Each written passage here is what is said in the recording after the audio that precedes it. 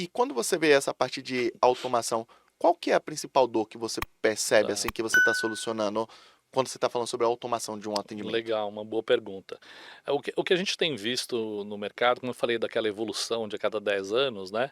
Você deve lembrar, antigamente você ligava para as pessoas através de uma URA, né? Não existia o AGV, existia a URA, e você falava com a URA e falava digite um para aquilo, 2 para aquilo, então ela reconhecia um, 2, 5, 100, não, né? Sim, não. E de repente, quando você falava, então espera um pouquinho que eu vou consultar, vinha aquele sonzinho de teclado, né? Me dá um tempinho que eu vou analisar. Então tudo isso foi evoluindo muito, né? Desde 2014 que a Talken, que a gente tem a Talken, a gente percebeu essa evolução muito rápido, né? É muito engraçado porque se eu falar para você assim, né, como é que funciona, né? Não tem uma regra, né? Se tivesse a regra, a gente estaria milionário fazendo isso. Mas eu até brinco com a minha equipe que eu falo o seguinte: eu tenho um CRM. Né? E na verdade o meu pessoal briga muito comigo e fala, Paulo, a gente não tem um CRM, a gente tem um framework. Né? Ou seja, a gente tem uma evolução, CX, o X. Aí eu falo, gente, é tanta coisa evoluída. Quando vocês estão falando de tanta tecnologia, tem cara que não sabe mexer no Excel. Né?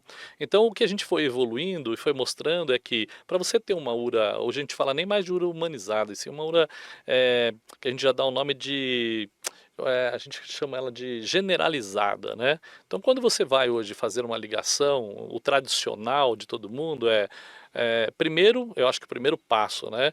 Ter uma base de dados muito boa, muito qualificada, porque você vê o que aconteceu aí com a Anatel, Embratel. Então, por que chegou nesse ponto? Porque todo mundo está discando para todo mundo, né? De forma aleatória, de forma sem ter um questionamento, sem ter uma análise, né? Então, a gente fala, primeiro vem então o analytics de tudo isso. Como que eu vou melhorar essa performance? Então, será que eu fiz um bom enriquecimento do banco de dados? Depois do enriquecimento, eu vou ter que ligar para esse cara, então eu vou ter uma qualidade de telefonia boa para fazer essa descagem. Tudo isso só para você ter o alô, né? Então vem de enriquecimento para classificação, aí eu vou começar a discar um bom discador, e esse discador ter um bom classificador para entender que quem atendeu não foi uma secretária eletrônica, não foi uma caixa postal, um número não existente, e aí você conseguiu o alô. Putz, conseguiu o alô, o que, que eu faço com esse alô? E todo mundo hoje está fazendo, né? Consta aqui na nossa base de dados que você tem uma dívida no fulano, de ciclano, no valor de tanto, tanto, tanto, gostaria de fazer um acordo sim ou não? E se o cara falar sim, vem um questionamento. Tá, então eu tenho aqui, você deve R$ 1.120, vamos então dividir em 10 vezes para você? O cara fala, putz, eu quero em 10, né? Então tá bom, mas a primeira parcela é de 120. Puxa, mas eu não tenho 120. Aí morre ali, né? A gente recebia muitas ligações de todo tipo de cliente diferente, segmentos diferentes, e você vê que sempre é a mesma coisa. Então o que, que você vai ter que fazer para melhorar esse atendimento? Então aí veio toda uma parte de tratamento de informação, né? O principal era ter o alô, quando eu localizei aquele cliente, então como que eu vou fazer? E aí que a Talken fez uma coisa um pouquinho diferente do que a gente está evoluindo, vamos falar assim. A gente acabou, você precisaria ter um bom discador, um bom AGV, ter um bom reconhecimento de voz, né? Você falar de inteligência artificial, é um negócio muito generalizado, né? Então quando Sim. você fala, poxa, vamos falar agora dessa generalizada, eu ligar para o cara, então fazer todo o processo do enriquecimento, a análise, ligar, classificar, quando tem o alô, falar com o cara da maior forma natural possível, logicamente, usando todas as tecnologias que hoje temos, e dizer o seguinte, né? Olha, eu sei que você tem uma dívida e como que você quer pagar? Deixar o cara aberto, né? Porque ele fala, como assim, né? É isso mesmo, como que você quer pagar? Porque você tem uma dívida aqui de R$ 1.200. Eu queria pagar em 10 vezes. Puxa, que bom, legal. Vamos analisar aqui se o meu histórico, a minha regra permite. Pô, legal, permito. Mas você tem quanto para dar de sinal? Eu tenho 350 para dar de sinal. Puxa, então legal, olha, então 350 você consegue pagar daqui a 3 dias? O cara, não, daqui a 3 dias não, mas eu consigo pagar daqui a 7 dias. Pô, legal, então vamos fechar esse acordo, isso está tudo dentro da regra, vamos fechar esse acordo, você vai então pagar o primeiro boleto, 350 daqui a 7 dias, e os demais boletos vão vir nesse colchão de acordo. Então, essa naturalidade, essa generalidade, faz com que o cliente se sinta mais confortável.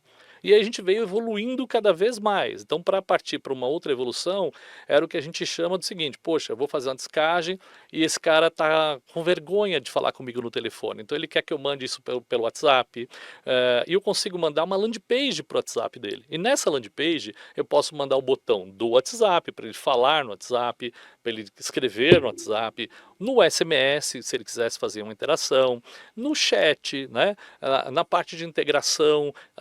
Então, com todas essas APIs, você deixa o cliente, eu quero falar por e-mail. Então você tem ali um omnichannel, né? Ou seja, deixar o cliente falar pelo canal que ele mais tem interesse, ou ele se sente mais confortável, e uma coisa diferente, no horário que ele quiser. Né? Porque você Sim. pode fazer um contato hoje pela manhã, esse cara recebe lá um SMS ou uma telemensagem, ele fala que gostaria de receber esse acordo via WhatsApp, negociamos por lá, sim, e lá ele recebe esse landing page para fazer toda a negociação. Ele pode fazer de madrugada, porque ele está lá no receptivo, não tem um atendente lá. Isso não quer dizer, né, quando a gente fala dessa URA generalizada, que vai acabar o atendimento humano. Todo o processo, no final, acaba tendo o humano. E a gente fala para o pessoal do call center, né, os operadores, que não fiquem com medo da operação humanizada ou robotizada. Você tem hoje muitas funcionalidades, né, de emprego hoje dentro da capacidade.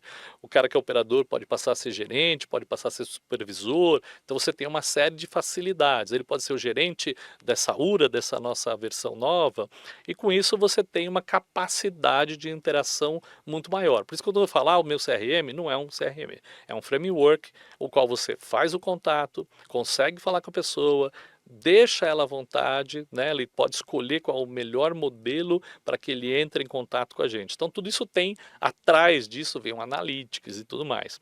E a gente evoluiu depois que a gente fez algumas composições, né? Porque o mercado vai crescendo e todo mundo vai tendo praticamente a mesma coisa, e você tem um especialista melhor num detalhe, no outro metade, né? Então você falar, por exemplo, fechamos lá um contrato com a Replicante, que o cara tinha um discador maravilhoso, fechamos com o Renato Evamide, que tinha um AGV maravilhoso.